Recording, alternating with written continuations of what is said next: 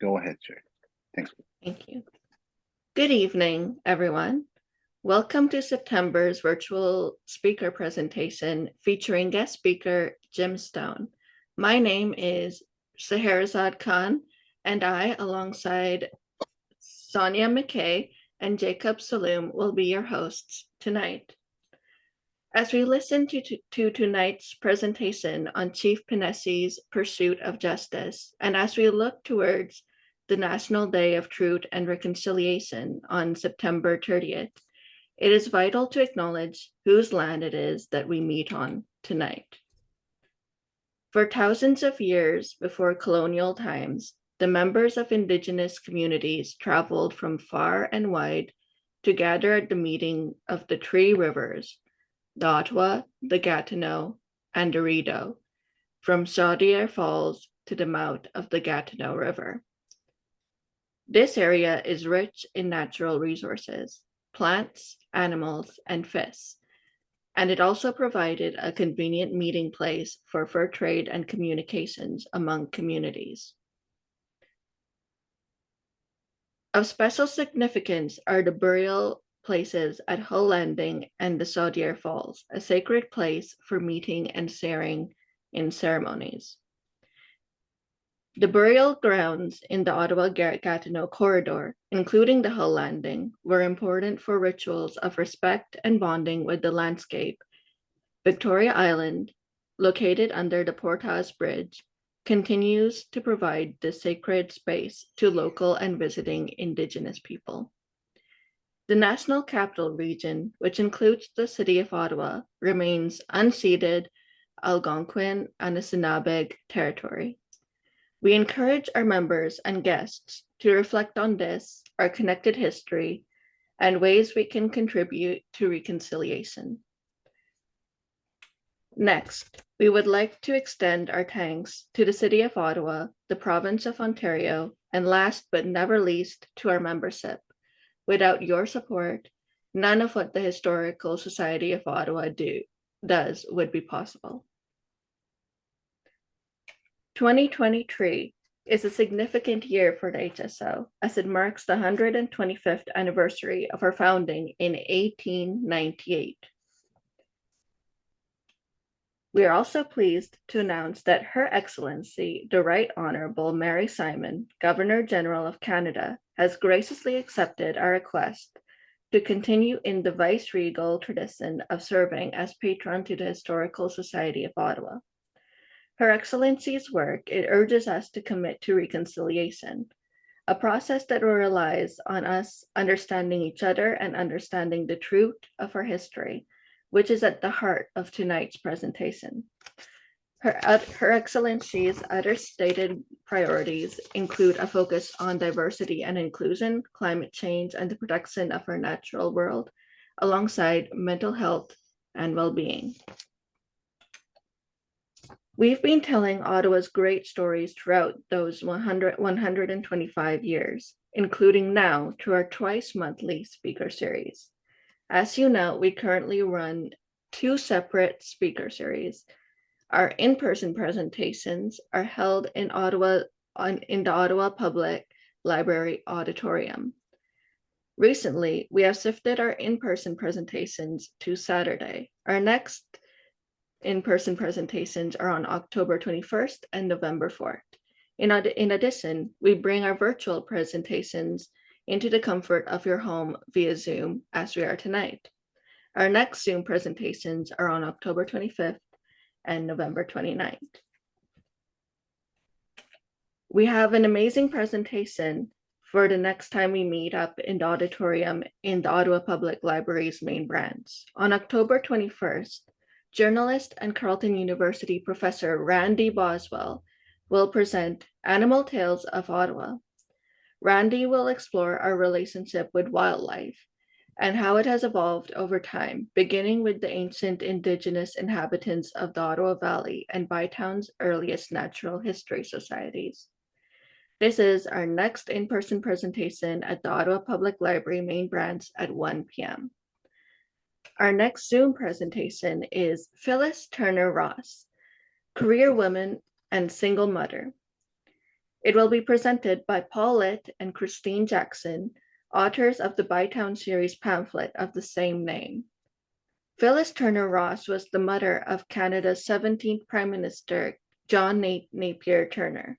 She lived an extraordinary life, coming to Ottawa as a single mother in the 1930s, hoping to create a better life for her two children, and then rose to become the highest ranking woman in Canada's wartime civil services.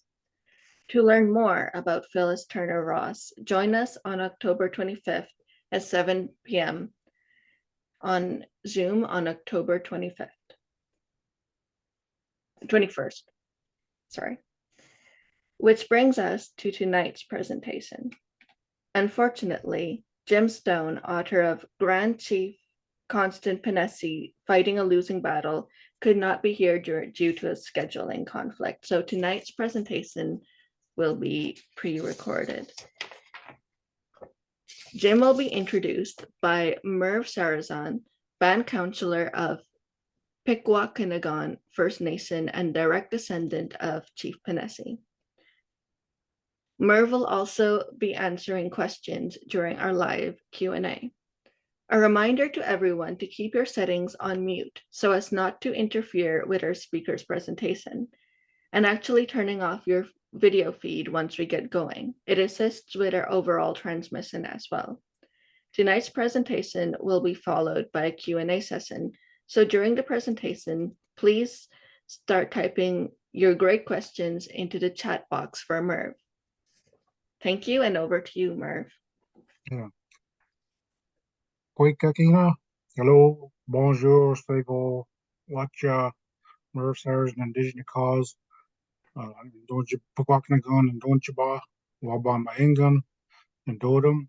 My name is Merv Sarazin. I'm elected member of the First Nation Council leadership, and from Pikwakanagan and from the White Wolf clan. Dear friends, honored guests, people in the virtual, Pajashik Kagina, welcome, bienvenue to everyone here today.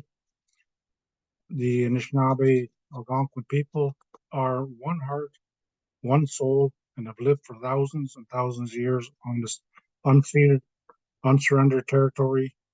We thank and honor the land. We acknowledge the enduring presence of all First Nation, Inuit and Métis, who call Algonquin territory their home, along with other nations. We acknowledge all the residential school children who never made it home, and acknowledge the survivors and all they have endured. We honor the important contributions of all veterans in service to Canada, and we remember those who lost their lives and those whose lives were forever changed. Creator, Kitchimanatu, placed the Anishinaabe on the earth along with the gifts of spirituality. Here on Mother Earth, there were gifts given to the Anishinaabe to look after fire, water, earth, and wind. The Creator, Kitchimanatu, also gave the Anishinaabe 7 sacred gifts to guide them. They are love, truth, respect, wisdom, humility, honesty, and bravery. Kitchimanatu gave us sovereignty to govern ourselves. We respect and honor the past, the present, and the future. Tonight, I would like to introduce a good friend of mine, Jim Stone, an amateur historian, started researching Algonquin place names and was invited by Chief and Council to Pikwakanagan Anishinaabe First Nation to write the history of Chief Constant Pinesi between his life of 1768 and 1834. And Chief Pinesi was the last Algonquin chief whose hunting territory was in what is now Ottawa. This is the story of the last chief of the Algonquins whose hunting territory centered around Rideau Falls at the confluence of the Ottawa River and Rideau River. And Chief Pinesi died in 1834. It's also the story of the Algonquins in the previous 200 years. It's also the story of how Algonquins lost their lands to settlers starting around 1800 and how the colonial government did not recognize the Algonquin territory and thus made to attempt to have it ceded. In school, Jim has learned about Indigenous history in Ottawa was that they were here before settlement. No names of groups, no history of these groups, and certainly no names of individuals. Jim's story will change this. You'll find information that he uses in his presentation is entirely open source and does not contain any information provided in confidence to us or me from the Indigenous people. This presentation is not one that Indigenous people would make, but may be recognizable to them. You will see maps, many maps used in this presentation, which are political documents that reflect bias and viewpoints of their creators. So let's now turn that pre-recorded video on and listen to Jim Stone. Me, go ahead.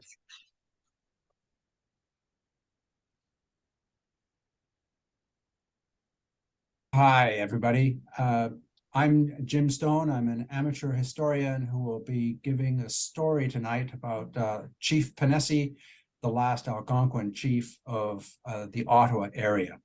But before I start my discussion, I would like to thank very much Ben Weiss for organizing this with the Ottawa Historical Society, and also a huge kudo to Merv Sarazin, the councillor from Pikwakanagan, who has provided an amazing amount of support for my researches into Chief Pinesi.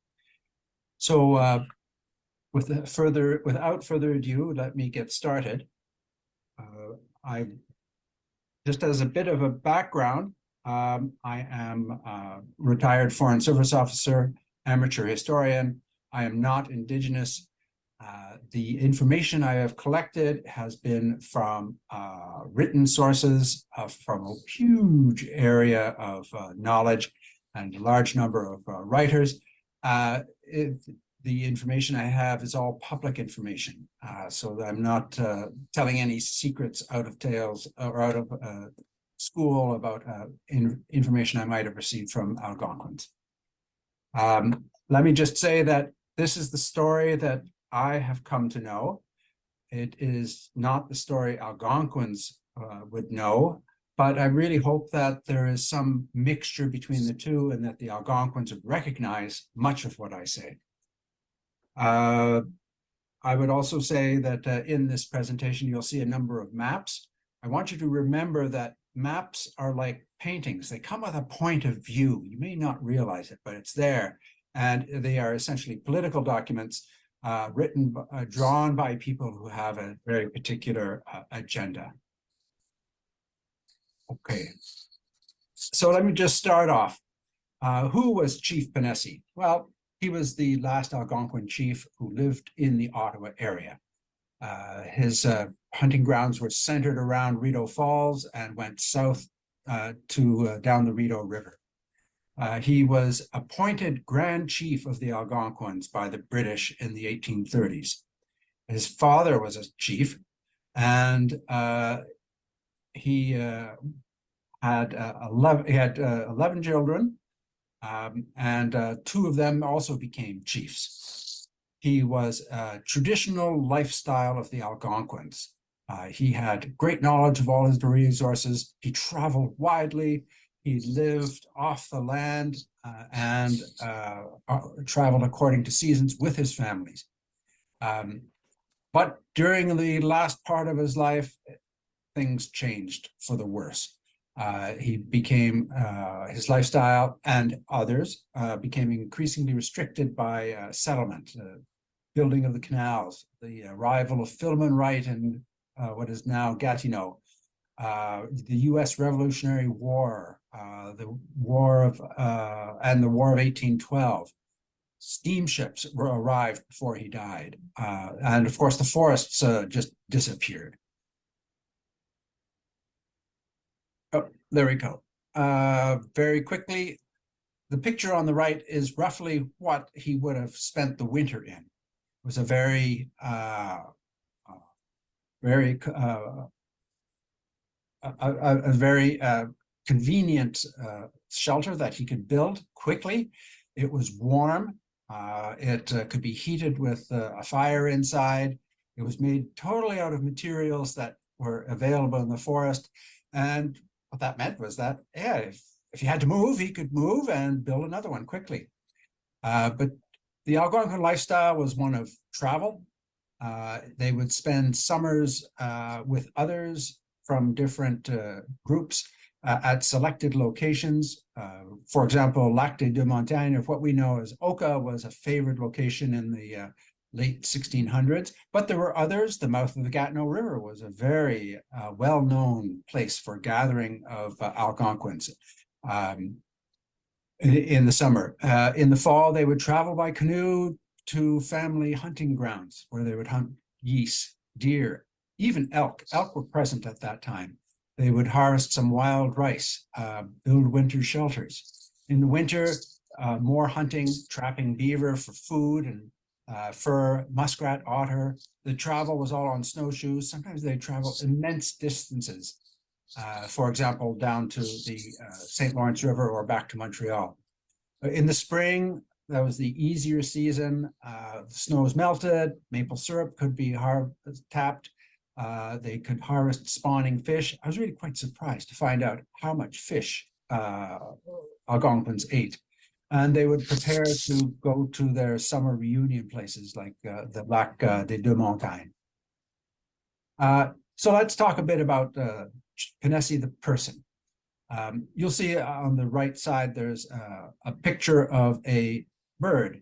This bird is actually the totem of Chief Pinesi. Pinesi in Algonquin means big bird or partridge, and that was the way he signed his petitions later on. He was the son of also a well-known Algonquin chief, Wambalak. He became chief in 1798 after his elder brother died, who was a chief as well. You know, he had a number of children. Roughly half of them died before they were the age of 10. This was standard at that time. Nominally Roman Catholic. This was because he was associated with the church at the Sulpician church at Oka, which is still there. He was baptized as Pierre-Louis Constant, but his Algonquin name was Pinesi. His children who were born before 1800, as I found out, all had Algonquin names.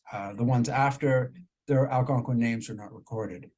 The Sulpician mission at Lac des Deux Montagnes is actually an interesting spot because they kept a lot of records, baptisms, burials, marriages. In fact, I have found a number of references in archives to Chief Pinesi and his children there. He was named the Grand Chief of the Algonquins by Governor Kemp in 1830. This was in recognition of his leadership capacity, but also his roles in the War of 1812.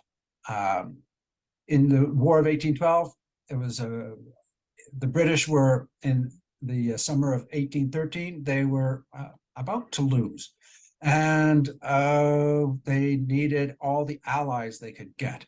So they came to the Algonquins in Lac des Deux Montagnes and the Mohawk and Nipissing and said, we need some allies. So they became allies. This is really important to know that they were allies, not mercenaries, not troops, not under the command. They were independent, but they realized that it was not in their interests to become Americans. At the end of the war, he and other chiefs were awarded the King George III Peace Medal. This is quite an honor. I've not been able to find the actual one that Chief Pinesi had, but others had them as well. Okay, Chief Pinesi, here's a list of his 12 children. You can see the birth dates and all the rest, and also their Algonquin names. Of course, you will be responsible for this in the test at the end of the presentation. The point is that, yes, there were a lot of children. Their names are recorded, We know who they are. We know where some of them went. So it's not like these are just Algonquins. These are, they have names, they have dates, they were people. So we tried to figure out where exactly were his hunting grounds. He described them as centered around Rideau Falls, south of the Ottawa River. That's all the information we have. But so we tried to figure out how far and to what extent they were. So on the left map, you will see there's a fuzzy white line that goes south from Ottawa. That's my estimation of where his hunting grounds were. This is based on hunting grounds that were recorded in north of the Ottawa River among Algonquins from Kittigan-Zibi in the 1890s. So at that time, this is roughly 100 years after Chief Pinesi was hunting in this area. So this is just a wild guess. You'll note that it's approximately 1,400 square kilometers. If you edited it centered around the Rideau River, going south past Kempville down to Merrickville, almost to the watershed with the St. Lawrence River. One of the things that is really remarkable about this area is that there's no lakes. So he was entirely dependent on rivers for water, lots of forests, even more swamps. It was great hunting. And he and his family would retreat there for the winters for most of his life. We don't know where they camped. That was a problem. They would have winter camped somewhere very close to water where they could have probably fished. So they may have camped somewhere up near Britannia Bay or on some stretches of the Rideau River. We don't know, but he was there. The right side of the right-hand map is a map where the red line shows the main canoe route along the Ottawa River. The yellow lines are the main rivers and canoe routes that lead up from the Ottawa River. So, for example, going straight north from Ottawa, you'll see the Gatineau River. To the right is the Lièvre. To the south of the Ottawa is the Rideau River and Kempville Creek. The point being is that he was at a crossroads. This is probably not, coincidental. As a chief, he would have wanted to stay in touch with people. And what's the better place to stay in touch with people than on a main thoroughfare? So, okay, this one is a bit of history. This map is showing the Great Lakes area and the different nations that were in the area around 1650. This is about roughly 100 years, or 50 years after Quebec was founded by the French. You can see blobs of color where there are Iroquois and Algonquin and Nipissing, and it looks like that's their territory. In fact, this is a gross overgeneralization because the territories are actually much larger. People moved around quite a bit. They all knew where the others were. They traveled to them. The Algonquins from the Ottawa area would also travel down to the Huron who lived around Georgian Bay for trading. There wasn't much trade between the Algonquins and the Iroquois because they were usually at war during that time. Next slide is, let me go back to this one. This one also shows that there are trade routes going between these groups. Trade was actually quite large and came from wide areas. Copper, knives, and spearheads have been found on near Pembroke, and the copper was mined somewhere in the north end of Lake Superior. Various kinds of flints have been found. Now, those of you who are geologists, you will know that you can take a piece of flint and identify roughly which part of the country it came from because these deposits are known. Some of these flints came from northern Quebec. some of the flints came from the areas south of Lake Michigan. So people moved, people brought stuff, it was traded. They were not just living by themselves.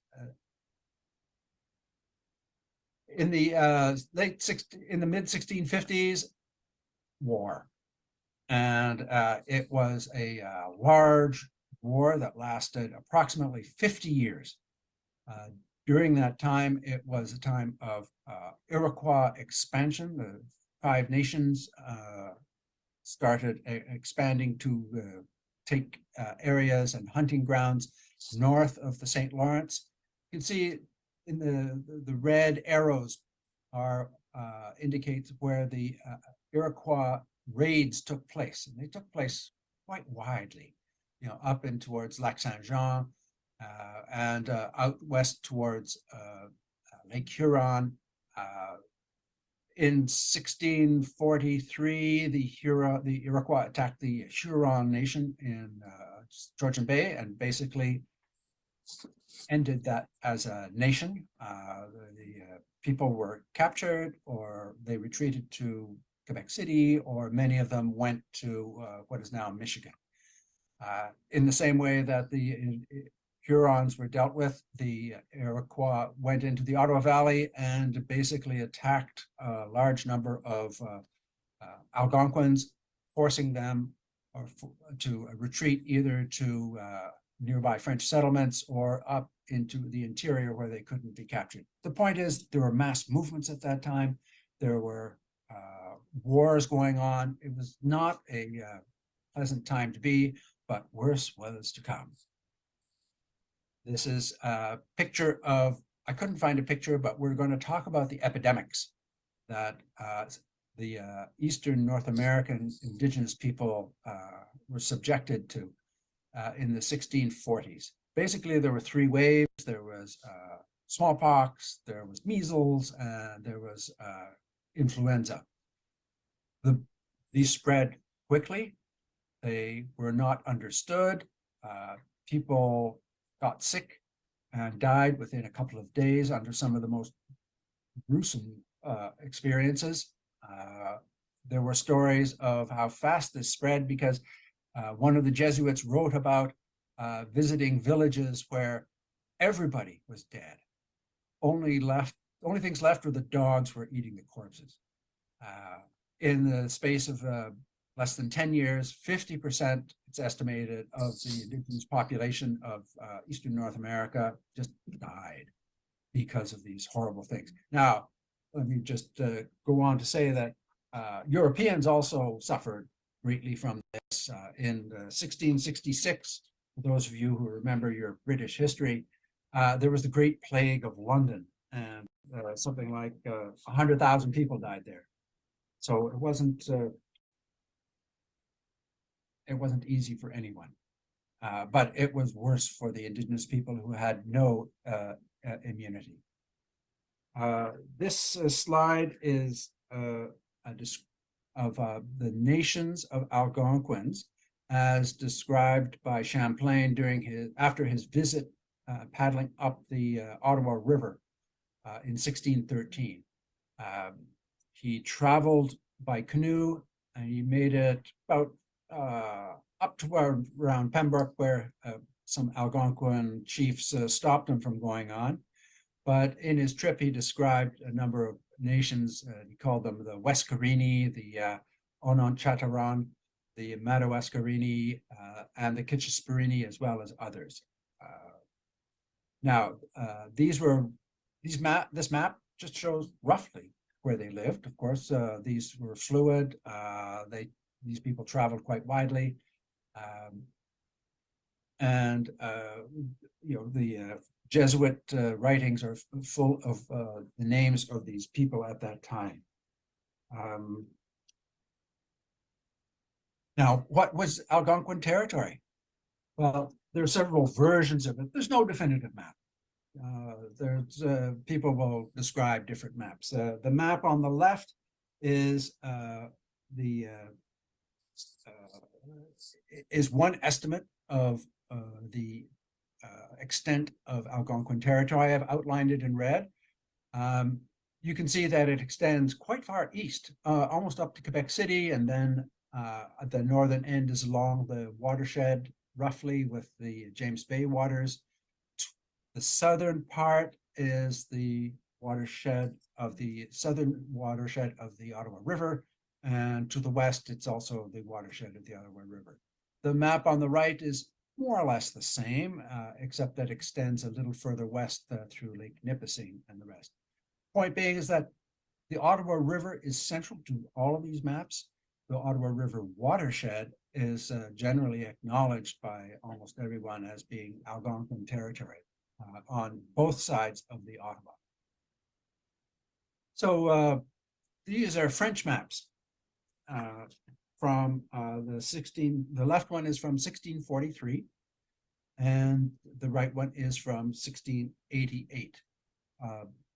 The one on the left shows that this one was made roughly about 30 years after Champlain went up the Ottawa River. And it's really quite surprising to me to find out just how much geographic knowledge the French were able to amass in a very short time. So you can recognize, there's on the very bottom left is Lac Saint-Louis, which now Lake Ontario.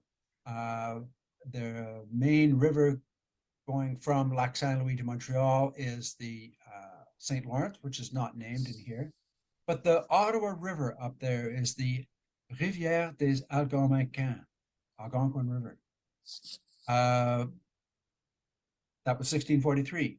By 1688, the French knowledge of the area had refined so they could put in more islands and different geographic features. But the name of the river has changed to the Rivière Outaouais or Huron. This was because by the time that in the intervening period, the Algonquins were stopped being the traders on the river, and the Outaouais and the Hurons started being the main traders. Anyway, after the name stuck, so we now have the Ottawa River, even though it was originally known to the French as the Algonquin River. After 50 years of war, all the tribes were kind of tired. So the French, with their Indian allies or the indigenous allies, held a large peace conference. 39 nations came, including the 5 nations from the Iroquois Confederacy. And they basically signed a big document saying, we will declare peace, we will release prisoners, we will look to the French to provide cheaper goods, and we, in case of a war with the British, we will side with the French. And they signed the document. It was a huge meeting. There was something like 3,000 people in Montreal at that time, which pretty well tripled the population. The signatures were all done on parchment, and you can see various nations that have signed. The next slide will be the Algonquin signature. Now, I don't know what this actually represents or why the bird has, it looks like some sort of heron with a cross in its mouth. I don't know the symbology. But the point was that it was an Algonquin signature as a separate nation. The important part of this is that, not only were the Algonquin signatories, but many of their neighbors were too. And unlike some of the other peace negotiations that took place in the previous 50 years and utterly failed, this peace of 1701 stuck. It stuck to such an extent that the French were able to expand exploration throughout the area and started traveling quite widely towards the Rocky Mountains. It was a time of peace. It was a time when the Algonquins were able to return to the Ottawa Valley, their homeland, and without fear of being attacked. I'm just going to talk quickly about the importance of Lac des Deux Montagnes.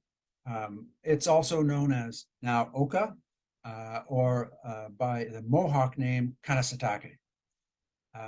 It's on the shores of Lake of Two Mountains, it's now almost a suburb of West Montreal. Lake of Two Mountains is an expansion of the Ottawa River. This mission was established in 1721 in an area where Indigenous people had been gathering for generations anyway.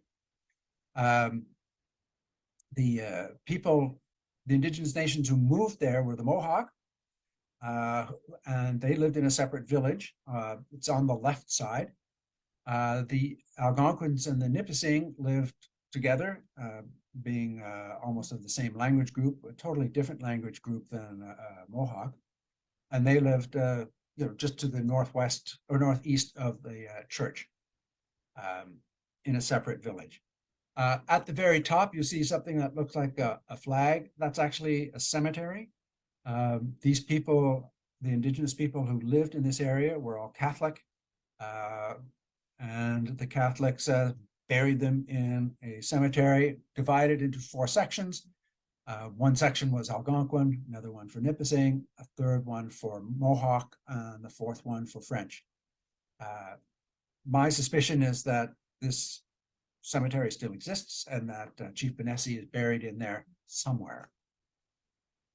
But Chief Pinesi and his family would come back from winter expeditions, spend the summer hobnobbing with neighbors and friends, getting married, getting baptized, having a good time, and then preparing for the winter. Oh, yes. So many wars during this time. These are the wars in what is now Eastern Canada. I won't go into the huge number of other wars that the British colonists inflicted in places like South Carolina and Virginia. But you can see on the left, there's the Iroquois Wars, which were in 2 phases. Then the wars became wars between British and French. So there were no names that are still confusing to me: King William's War, King Anne's War, King George's War, until you got to the 7 Years' War, which is when the British defeated the French forces and were granted the colony of Quebec in the peace deal. Followed that was by the U.S. War of Independence and the War of 1812. The point is, Indigenous allies of the French and then the British were involved in each one of these. And the spacing is really quite interesting. It tells me that there was war at least once a generation, and the Indigenous allies would have provided warriors for each one of these fights, which really means that the Algonquins, such as Chief Pinesi, came from a long line of battle-hardened warriors. Unfortunately, we just don't know their names. We know that they were involved in particular battles and raids, but this was not an overly peaceful time. After the peace of 1701, there were a number of Catholic settlements of Indigenous people spread out along the St. Lawrence River. These were established by various nations as they came to put up some small settlements to do trading and to protect the French, and then the French would protect them. So, for example, going from right to left, we have at Bécancour, there were Abenaki as there were in Odanak.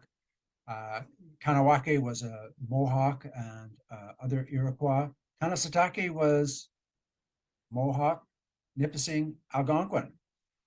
Akwesasne came out of people leaving Kanawake, so they were also Mohawk. Oswegatchie, I'd never heard of it before. It turns out to be the predecessor of Ogdensburg, but it was an Onondaga settlement. And in the in about 1750, these groups all got together and formed a very loose confederation known as the Seven Nations of Canada. The bottom line for this is that Algonquins, Nipissings, Mohawk, Abenaki, Onondaga, all knew each other, and they cooperated in exchanging information on how to deal with first the French and then the English. So it was not a confederation like the Iroquois Confederation, but something looser, but it meant that there was a lot of contact and exchange of information on how to, for example, assert land rights or hunting rights. So this is just a very quick point on the U.S. War of Independence and the War of 1812. Lest we forget, once the War of Independence started in November 1775, the Americans captured Montreal. It was a bloodless capture, but they were there for until May, when they sort of had to retreat because the people of Montreal didn't like the way they failed to pay for the goods they took. But at that time, one of the key battles was at a place called the Cedars. It was on the first set of rapids going up the St. Lawrence River. A group of 500 US soldiers had taken a position in a small fort and were defeated largely by Indigenous warriors who captured them and then roughly sold them to the British. There were other battles that took place that are much less well known.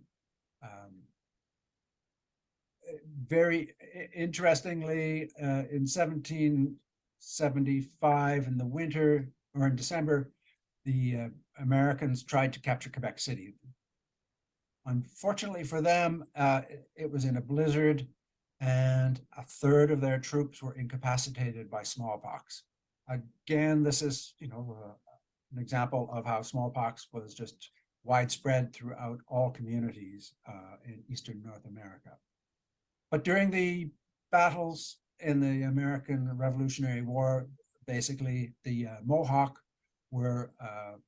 and the Iroquois were defeated by a large number of raids in Upper New York State, just south of Lake Ontario, and they retreated to Canada, where they were granted land along the Tyendinaga Reserve and in the Haldimand Purchase, which is now the Grand River place. In the War of 1812, again, more fighting. Chief Pinesi is actually named in some of the accounts. He was involved in preventing Americans from invading through the Richelieu Valley through some small skirmishes at a place called Oldenburg. But his real contribution was to go down to the area of Fort Niagara in 1813. That's a long trip. First of all, they had to be convinced by the British to do this. And then they had to travel up the St. Lawrence River and get into schooners and sail down to the west end of Lake Ontario. This was not an easy time. Don't forget, York had been captured and burnt during the summer by the Americans at that time, so it was kind of risky.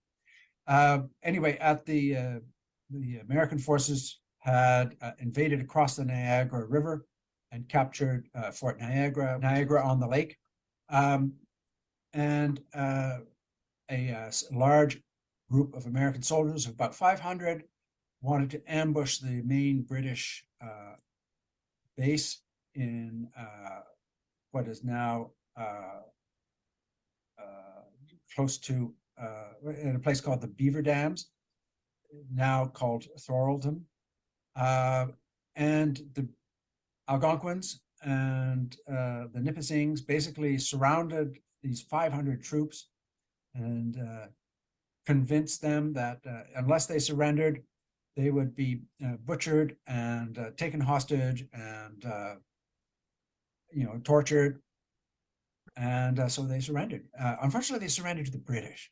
they didn't surrender to the Algonquins. And the Algonquins were then deprived of doing what Indigenous people expected to be done when they captured prisoners, and that is to disarm them, take all their goods and clothing, and retreat with them.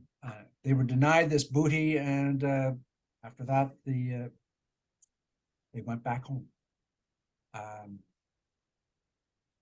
The point of this is that they were fighting as allies and were important to the British as key elements in the defense of Canada. Of course, there were other battles. There was Michilimackinac, where a large force of Indigenous warriors defeated Americans. There was also Battle of Queenston Heights, where Iroquois delayed an American advance at a key point so that British reinforcements could arrive. But Algonquins are not involved in that. Okay, come up to the 1800s and things get bad. The settlement is started by the British. See, the settlement by the French was largely in the St. Lawrence Valley. In fact, they actually prohibited settlement west of Lake of Two Mountains. So the entire Ottawa River was still hunting grounds, untouched. But after 1763, this French prohibition, of course, was ended with the end of the French regime, and squatters started to come in. The real settler wave started after the American Revolutionary War, when a large number of settlers started creeping up the St. Lawrence River towards Prescott and Kingston. You'll see the dates on there. You know, for example, by the 1780s, Prescott had been founded.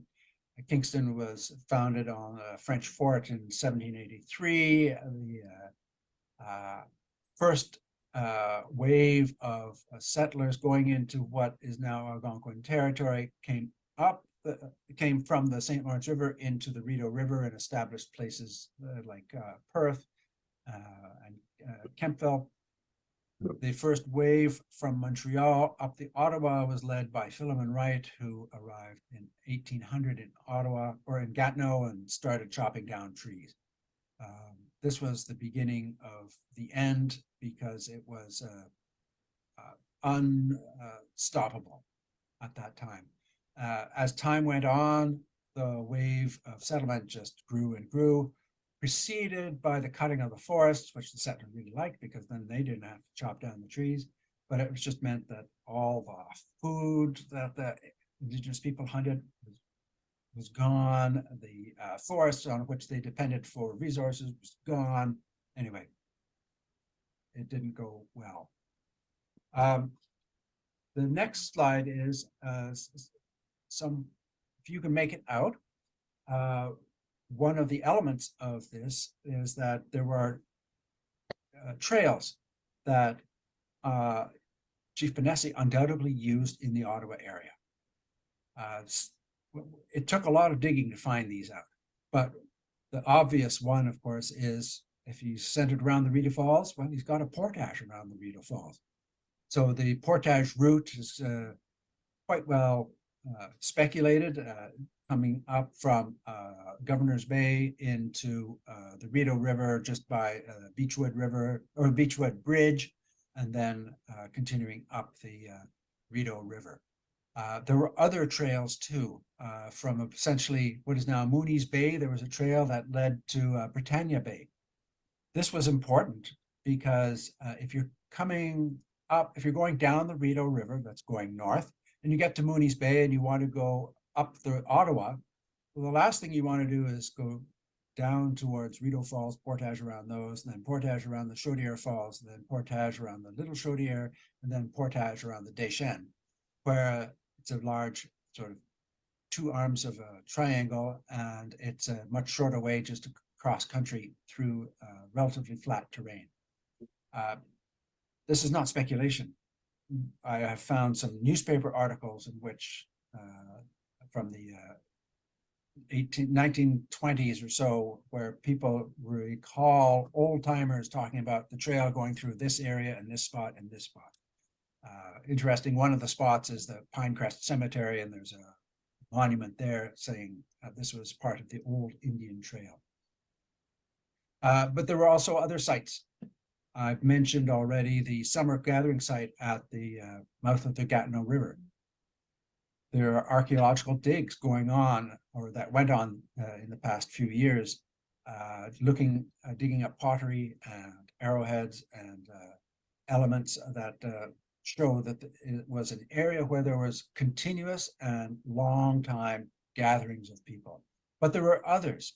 There was also a section just in front of what is now the Museum of History. There were also campsites just on the north end of the Deschênes Portage in Aylmer. Pieces of pottery have been found there.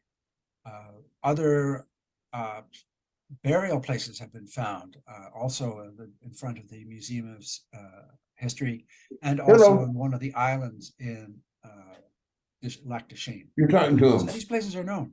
They were traveled. Chief Pinesi was there. I'm sorry, I haven't have found his footprints. And these trails have all, of course, been paved over and Good. filled up Okay. with suburbs, and there is essentially There's very somehow little evidence of them, except for the portages on the Ottawa River. Those are still well known, and I the don't middle know. one is still in almost completely. Somewhere there. Oh, So what no, happened when still the talking to me. people, so the settlers arrived? Well, first of all, forestry took place. Trees were chopped down. There's habitat loss, damming of rivers. You know, if you're going to be chopping down trees and sending logs down the river, you're going to build a lot of dams. This destroys fishing sites. This destroys the sides of the river. The loggers have to eat, so they go out and hunt everything they can, which means much less game for Indigenous people. The Rideau Canal, you know, Ottawa makes a huge celebration of the Rideau Canal, but it was a disaster for the Indigenous people. First of all, it turned almost every rapid where there was fishing. There were undoubtedly fishing weirs there. Undoubtedly, there were campsites. There were, some traditional meeting places, all flooded or built over by the dams. I'll give you an example. Hog's Back. We all know and love Hog's Back, but the Hogs, before it was built, was called Five Rock Rapids, and it went up to what is now Mooney's Bay. But to make Mooney's Bay, Colonel John By built a dam 40 feet high and flooded the section of the Rideau River above that, making Mooney's Bay. Before that, it would have been sort of like Mooney's Creek or something. But this was repeated through the entire Rideau River. All the lakes were raised, but some more than less. The shorelines were flooded.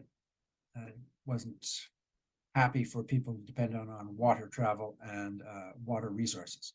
Farming, of course, results in permanent land conversion. You know, it first starts off, okay, there's just a few farms, we can put up with that.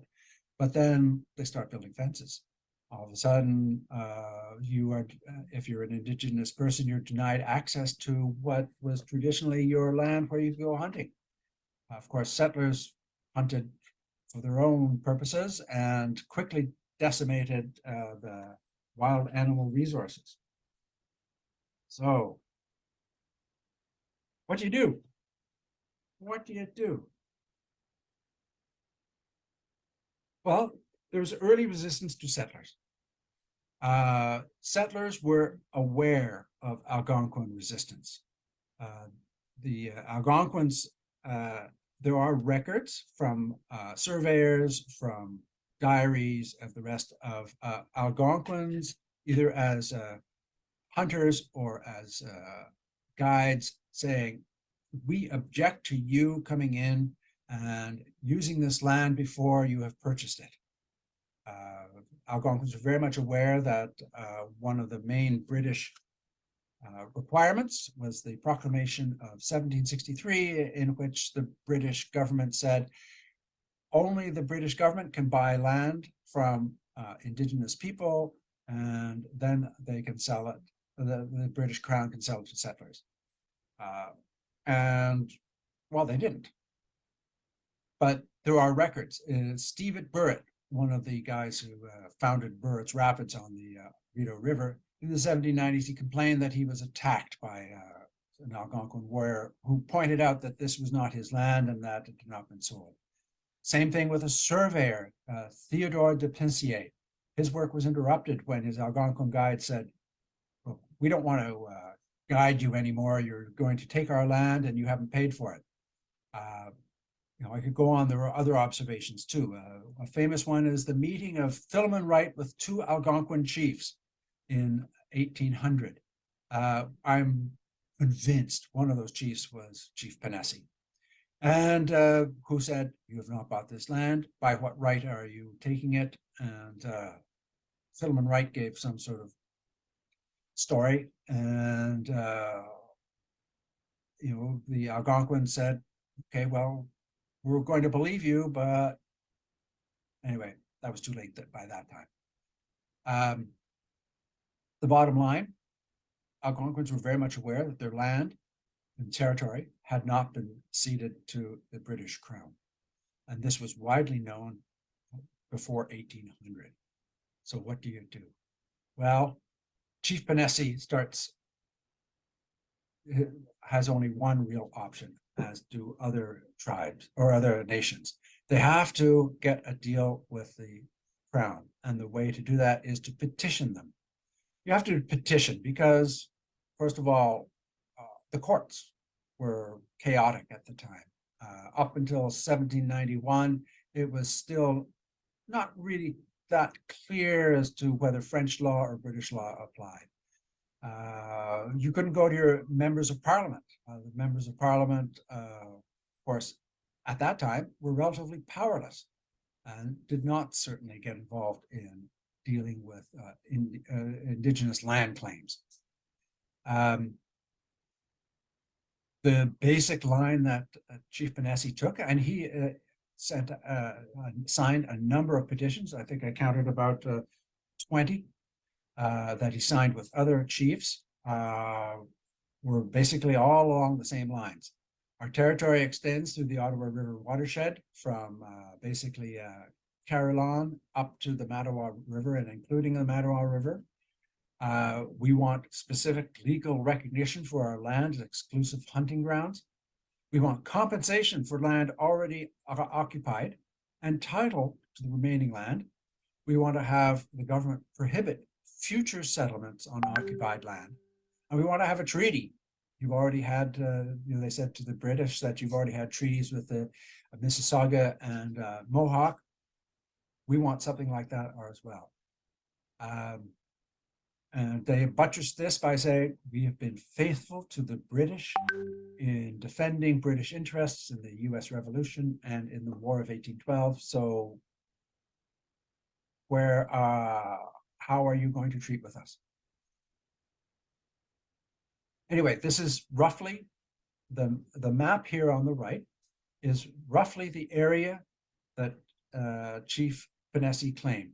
It is the waters, it is the land of the waters that flow into the Ottawa River between Carillon and Mattawa. And so most of this territory lies north of the Ottawa River. This was the Chief Pinesi's claim, as well as the claim of other Algonquin chiefs who co-signed his petitions. He also submitted maps.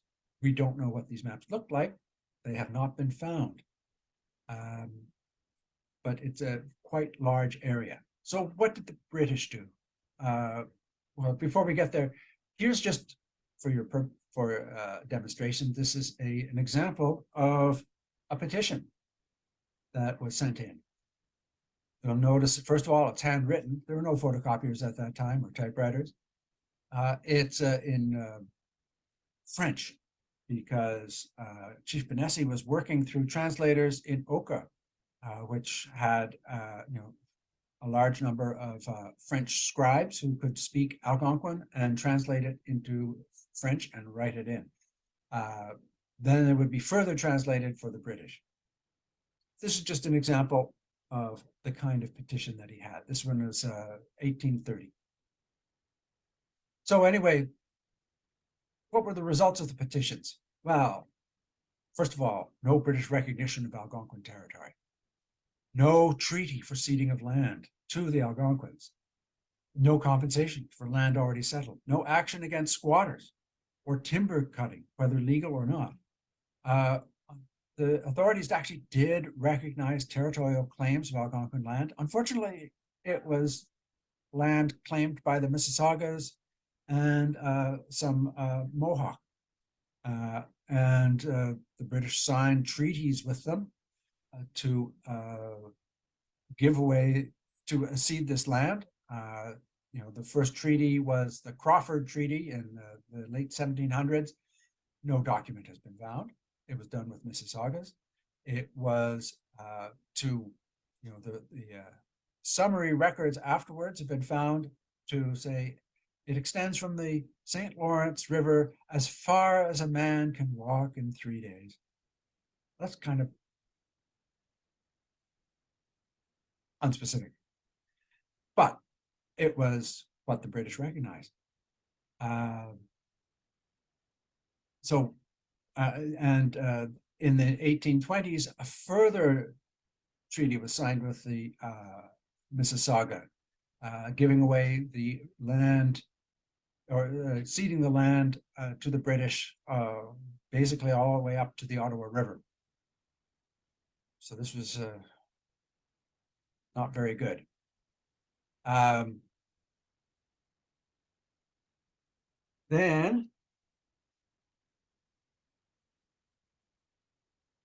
So you can imagine Chief Pinesi just beating his head against this wall and sending in petition after petition and not getting any of the traction or recognition. He died in 1834. There was in Oka. There was it was in the summer, August. In 1832, there was a huge global pandemic of cholera. It was one of the first cholera pandemics. It struck Quebec City and Montreal very hard. There were stories of mass graves and several thousand people dying. This is not out of a large population. And I looked at church records from Oka, and the death toll in 1832 among the Algonquins, Nipissing, and Mohawk of Oka was not that large. However, the second wave of 1834 killed off almost 10% of the population, including Chief Pinesi. So we're trying to find out where he's buried, and the best we can come up with is the Catholic cemetery that is about 400 meters inland from the Lake of Two Mountains. There are no records of the actual burials in there. I went up to see the cemetery. It's not that large. It seems to be relatively full of stone monuments, the earliest dating back to about 1890 or so. But as Catholics, Algonquins and Nipissings and Mohawks would have been buried in there, and the cemetery had been in use since the 1840s. So he's somewhere in there. It's a very crowded place. There are no monuments to any Algonquins that I could find. So anyway, we know where he is. After Pinesi, well, things just got worse. Settlement and forestry accelerated. Canals were built around the Carillon Rapids. Steamships started operating on the Ottawa River between Gatineau and Montreal. Chief Pinesi's sons, Kikons and Chelanisagach, were also continued to submit petitions. They started whittling down some of their territorial claims. That didn't work either. But due to other considerations, including some of the social issues that were arising in Oka due to the the Catholic missionaries' control of the land and selling off the land that the Mohawk had assumed belonged to them. Many Algonquins and Nipissing started to leave.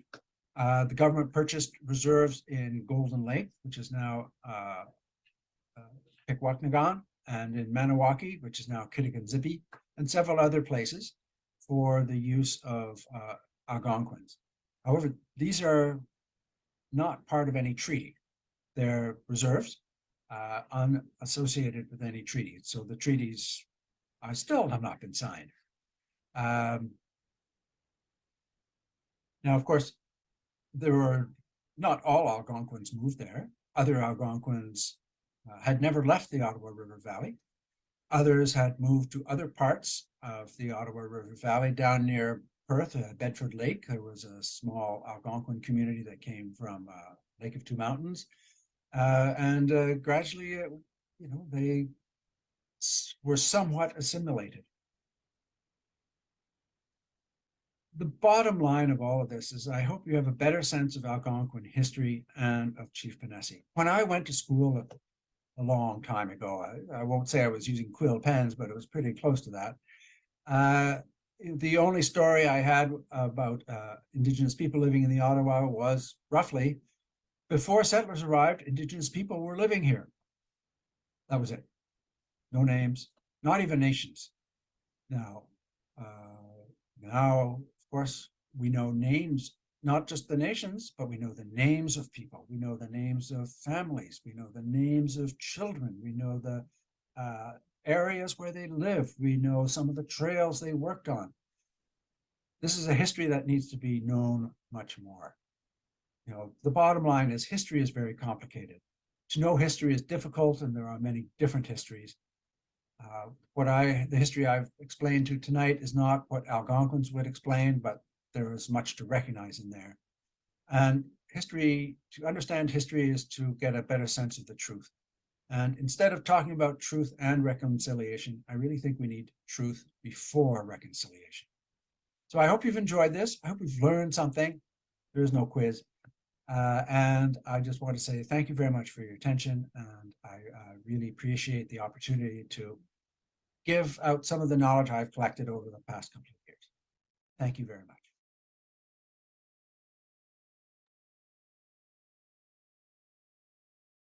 Hi, everyone. I'm Sonia McKay. I'm here with Scheherazade Khan. We're going to take some questions and, we'll help moderate some questions. And Merv Sarazin has agreed to answer and discuss some of his comments. So we're very, very appreciative of that, Merv. It was a hugely informative presentation. There's so much in there that we can think about, and it certainly struck me so much. Merv, so actually I just want to say, of course, there are a couple of questions I think in the chat already, but if there are any, if you have questions, please go ahead and put them in the chat when they come to you. Merv, I really did want to ask you, what does this mean to you? We've heard a lot of facts, a lot of, some of it's background information about the history that was going on with the English, the French, the American Revolution. But at the heart of the story is Chief Pinesi and the Algonquin people whose lives were impacted and who, were making choices and living through this period as well. And their descendants are here with us today, and you're one of them. So I'd really like to know what this means to you. Thank you very much, Sonia, for an interesting question. To me, being a direct descendant of Chief Pinesi, 7th generation descendant, and I spent a lot of time in the last couple of years really understanding who I am. And even before learning about Chief Pinesi, I spent a lot of time learning who I am in terms of my father's side. Daniel C. Sarazin was a birchbark canoe builder from Pikwakanagan. His father, grandfather, Lamab Sarazin, both were chiefs of Pikwakanagan. Lamab was chief 2 times, he had 2 terms in the early 1900s. And I mean, 1909 or something like that, in 1930. So he had 2 terms. And my father was chief for almost 10 years in the 1950s. So coming from that particular background, you could see how close we were to the people in the community. Also being a product of the Federal Day School, I learned how to speak English, and we weren't allowed in that school to speak our language, although my father spoke fluent Algonquin, and my mother could understand it. My mother came from the Whitney area, so she was a part of the Madawaska Rini and any area along the Madawaska and up close to Algonquin Park. That's where she and her family, my family, resided up in that area. So when I started getting involved in understanding our history, Algonquin history, Anishinaabe Algonquin history, I started to hear about a Chief Pinesi, realizing his name appears on petitions, as Jim said, had spoke to in his presentation. He had signed almost 20 petitions. And I saw those as I got a little more curious about who he was. And my family started asking me questions like, what do you know about Chief Pinesi? And I said, nothing other than seeing his name appearing on petitions. And so that led me to become a little more curious. And one day, former Chief Wendy Jocko she was doing some background checks on him as well. And she did a lot of work with Joan Holmes and Associates, who found basically the genealogy on Chief Pinesi. And she shared that genealogy with me. And it turns out we are second cousins through Chief Pinesi, through his line. So both her and I are second cousins, but we are sixth generation descendants of Chief Pinesi, so directly tied to Pinesi. And so we one day Jim Stone and Dr. Peter Stockdale, I think, is on the line here as well, and Max Finkelstein, who were part of the Kitchissippi Trails, had come to Pikwakanagan and asked to speak to Chief and Council about being partners with the Kitchissippi Trails, and with Jim knowing a lot about Chief Pinesi, spoke about Chief Pinesi in terms of what he knew. And so when these two things collided, with the knowledge of Jim Stone and the work Wendy was former Chief Wendy was doing, and Joan Holmes, a lot of this history came to light. Like Jim started we asked him, I guess Chief Wendy said, if you know a lot more about Chief Pinesi, we'd love to see what you can put together. He did write a draft. I forget how many pages long, but he wrote a very clear picture of who Pinesi was, and I'm glad that he did, because it helped me realize a whole both sides of my family, from my father's side and my mother's side, and so going down the line, realizing Chief Pinesi was a grand chief. He had 11 children.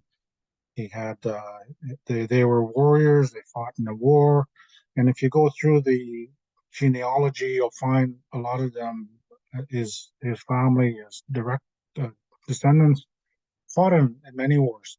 They also were chiefs, and they were. I'm my going up my mother's line to my grandfather, Matt LaValle. Well, he's fought in World War I, and so you see, just going up and down the line, you could see that we were a family that had a lot of involvement in all the wars. When you think about it, that so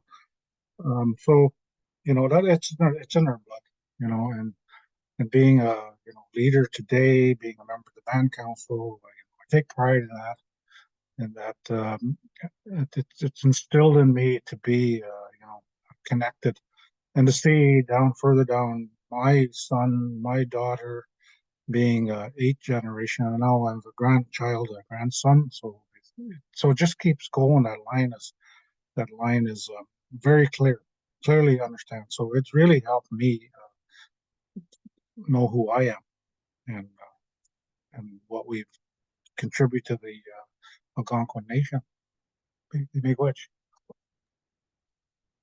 Well, thank you for sharing those thoughts. And it sounds like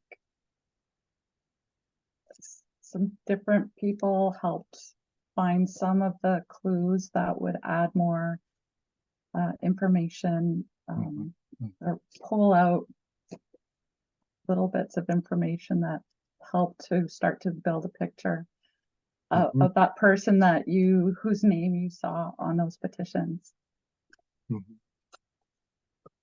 Scheherazade, do you see, I think there's one question that I wanted to pull out of the chat,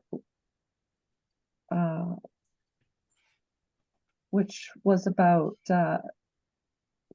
Jim Stone had written an article.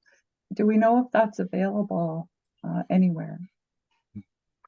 Well, what I could tell the person asking the question is that Jim has a draft document. I don't know how many pages, double spaced, but it was done almost a year and a half ago, I'd say, but it's not final. I think he's still, working on that draft. And I think this is probably one of the main reasons why he's sharing his story, just so that people can come forward. If there are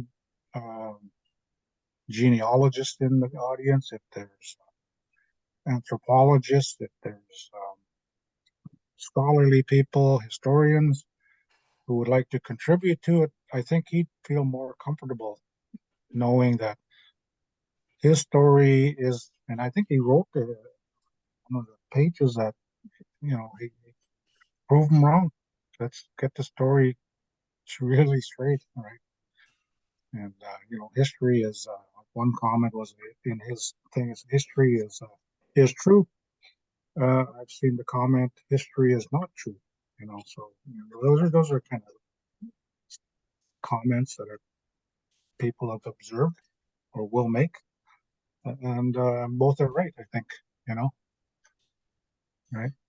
The truth is not known, or certainly with the Algonquin nation, with the Algonquin people. The truth is unknown. The truth has never been written. The stuff we learn in school, the history, it's all vague. It's all written by the British, written by the English, written by the French. But where is it written by Algonquin scholars? This is a classic example of some history of our people, and it's not really well known. Can somebody speak to where it exists? Is there a book? I know a good friend, Noreen Kruzich, who wrote a book about Chief Pinesi, and she was dating my brother Lyndon for quite a while. They were going about discovering the territorial area where Chief Pinesi may have traveled, and they found places where he did travel. And it was my brother that asked me, he says, "Have you ever heard of Chief Pinesi?" And I said, "Well, other than seeing his name appearing on petitions, no, I don't know anything about him, but I'd love to know." And then he said, "Well, Noreen's writing a book. If you bear with me for a sec, I'll grab that book. Just hang tight."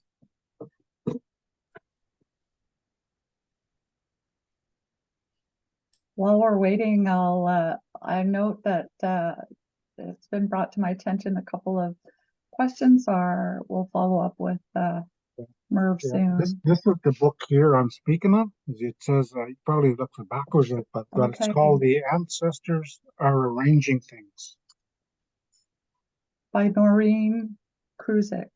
by Noreen Kruzik. Thank you. So, yeah, so she wrote the book on Chief Pinesi, and very good read. And it's just another scholar in the area that wrote about Chief Pinesi. And I noticed when we looked at the comparison, you look at the information in the book and what Jim talks about, I think that's, it just complements each other's works on understanding who Chief Pinesi was and the life and times of Chief Pinesi, Thank you. Yeah. So it's good to know about that source as well, for sure. And here's a question for you. Did Chief Pinesi have wives or a wife? He had a wife. Yeah. Yes, he did. Yeah. In fact, Do we know her name or no? Just a sec here. I have to do a little bit of work here, a little bit of digging, but I find it. But his wife died the year after he did, in 1834, and she's buried with him in Oka. So he did. He had a wife. He had 11 children. Wife and 11 children. That's that would have been the standard size of families back in the day. Yes. Well, if you look at my side of the family, I come from. My father was married in the early 1900s, and he had his first wife. They had 8 children. He was married to Charlotte Benoit, Paul Benoit's daughter, and when she passed away, he met my mother, Bernadette Lavallee from Whitney area, and she already had 4 children of her own. And when they married in 1946, they had 11 more, and I'm in the middle of the 11. So you add them up. You've got 8 and 4 is 12, and 11 is how many? 23. 23. That's a pretty large family, Sonia? Yes, I'd say so. Yeah. So when I say, well, he had 8 in his first, and then he had 11 later. Those are pretty size families back in the day. Okay. Yes. Yeah. Just on that, though, I would just say he was nomadic. He traveled. He just didn't live in the area. Of course, he was displaced. There was 264 Algonquin families living in that area that he identified in the Ottawa area, and the 264 families were all displaced when the British Crown started settling, creating the city of Ottawa, and displacing him. So he left. He left to go up to Madawaska. He ended up in the Whitney area, mostly over in Bancroft area. And also, as he moved about the land, he ended up going to Algonquin Park, which wasn't Algonquin Park at the time. And then he got removed there again when they created the park. They created Algonquin Park. They basically moved and displaced my family again from the park. So being displaced steady and moving about the land, like he was quite a traveler by the sounds of it. And we're always looking for our relations through his line, and we're finding lots. everywhere. There's in Kitigan, ZB, they're in Pikwakanagan, they're in Ottawa, they're everywhere in the Ottawa Valley watershed. And the interesting thing, we created a Chief Pinesi Day in Ottawa with the help of the Kitchissippi Trails group, who are very educated people who know a lot of people in Ottawa. They got we got to know a lot of politicians, and we got to know about how we could set up recognizing Chief Pinesi. So every July 1st, notice we had two gatherings on the 1st of July. We celebrate Chief Pinesi Day and not Canada Day. And why is it? We think that Chief Pinesi saved Canada. If he didn't fight in those wars, I think Canada would have been a 51st state. The Americans would have won. And we wouldn't be Canadians today. Because, you know, that's why we celebrate his pursuit of justice, I think. So the Kitchissippi Trails group, or people involved with that group, are also supporting efforts to celebrate Chief Pinesi, which is really good to know and keep in mind for next, so next July 1st. We've been celebrating at the new Edinburgh Fieldhouse, which is on Stanley Avenue, close to the Rideau Falls. And every July, this will be our third annual now coming up. More and more descendants have been coming out, and we have a cultural celebration there in honor of Chief Pinesi. In fact, the municipality there, the local politicians are helping us to rename, possibly renaming New Edinburgh Fieldhouse to Chief Pinesi. There's a mural there also on the wall at the Fieldhouse. I don't know if you noticed that there, but there's a mural that was done by two Algonquin ladies there, Charlotte Doreen Stevens and her daughter Charlotte. They did a really huge mural on that wall. It's worth seeing. It's really beautiful. Yeah, so we're doing lots of positive things, and you know, I got to thank those guys. I mentioned three also, Derek Cushing, and he's also part of that group, and we're partners with them. Hey, thanks for that. Yes. I'm just going to turn to Scheherazade. I think there's maybe a few more questions have come in. Did you did you see any that you would like to pose to Merv? Yes. Not that you would like to pose, but that are some questions jumping out as questions to pose to from the Merv. chat. Well, I'd like to note that Noreen Cruzet has noted that Pinesi's wife was Margaret Nipawekwe. Pardon my pronunciation. So thank you, Noreen, for providing her name.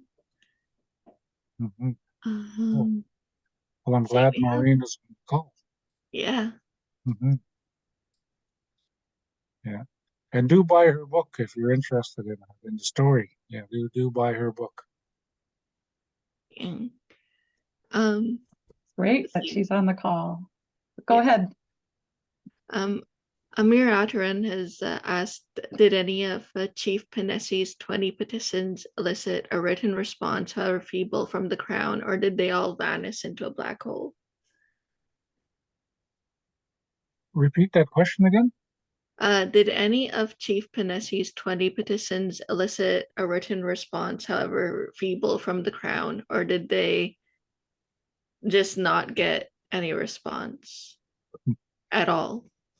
Well, that's a good, really good question. You know, I haven't seen a response at all, and the land claim, the Algonquin land claim, has been ongoing for about 30 years, and there's been all these petitions that were gathered as part of the research, Mhm. but I haven't seen an actual response from a government, Mm. British Crown or the Canadian government.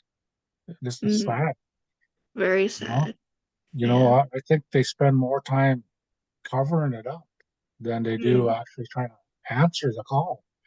But with Yeah. this land claim, they're trying to settle something, but there's so much wrong that's been happening. And Jim speaks a bit about Mhm. how wrong it is. They've been petitioning since 1600, right? 1603, at Yeah. least. And they just don't want to talk about it. They just want to Mhm. continue talking about what can they do today in a modern treaty. Yeah. You know, it's quite a large land base when you think about it. And in terms of our land claim, it's only in the province of Ontario, which is about 9 million acres, which is less than half of the true Algonquin Nation traditional territory, which is all unceded lands. Mhm. Yeah. So we're running short on time here. I did want to note that Lynn Gale is asking if you could talk more about the Seven Nations of Canada. Well, yeah, Lynn, thanks for the question. I think I'll try to leave that more to Jim Stone to answer. I mean, in the presentation, he uses, if I can find the page, he talks about dates and times and locations, about Seven Nations. He talks about, in terms of time, he talks about going from the east at 1697. He talks about a certain group, nation, I guess, in that area. And then in 1700, he's up by Trois Rivières and another nation there as well. And then 1660, he talks about Odanak. And then 1720, he's over Ganasatagi, which is Oka. Then 1719, he's now in Ganawagi. And then also 1750, he talks about Kwasasni. And then one other area, 1749, he talks about this other name he couldn't quite recognize. But so in the mid 1700s, 7 communities converged into something less than a confederacy, known variously as the Seven Nations of Canada and the Seven Fires of Canada. These communities were spread along the St. Lawrence from Quebec City to Oswegatchie. They largely supported French military actions until becoming neutral in 1760 in the Treaty of Oswegatchie between the British and the Seven Nations. In 1796, the Mohawks signed a Treaty of Seven Nations of Canada and the United States for purchase of territory in the New York State. So I'm hoping that will help respond, but I think if you get a hold of Jim, he can go into greater detail. Yes, definitely. Maybe a final question is Yeah, also one final question. And we do record this chat section, so there's, if Jim or Merv want to respond to more later on, they might. Merv, do you think Chief Pinesi wanted a treaty or a land claim?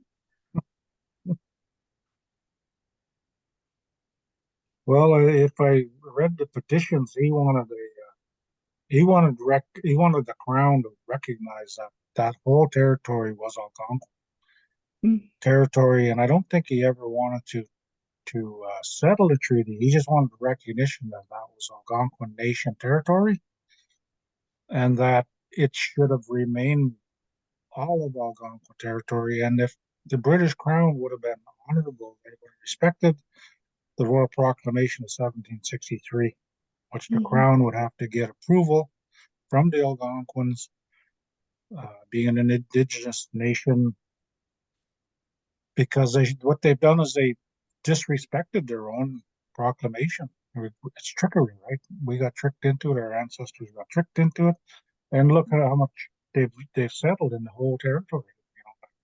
None of it was ever followed, and half the territory is occupied now, millions of people, and they created Algonquin Park. So no, he didn't want the treaty. He just wanted the land to be recognized. And if the Algonquin people wanted to share the land, I mean, that's what was going on. They wanted to share the land, not try to recover what's left. When you think about it, the land claim proposal is to get land back, but the Crown's only willing to give you 1.7% of the land base in the Ontario side, which is 1.7% of 9 million acres, which is peanuts, right? And a small amount of cash for compensation. Should be a heck of a lot more, in my view. Maybe the Crown should keep the 1.7 and return the rest. Yeah, that's my thoughts. Thank you so much, Merv, for being here, for answering these questions. And I'd also like to thank Jim Stone for a terrific presentation. And thank you, Sonia and Jacob, for helping and hosting this presentation tonight. And thank you all for attending. Thank you. I hope you have a good night. Night. And you all too. Thank you so much, Merv, and everyone for being here. Thank you.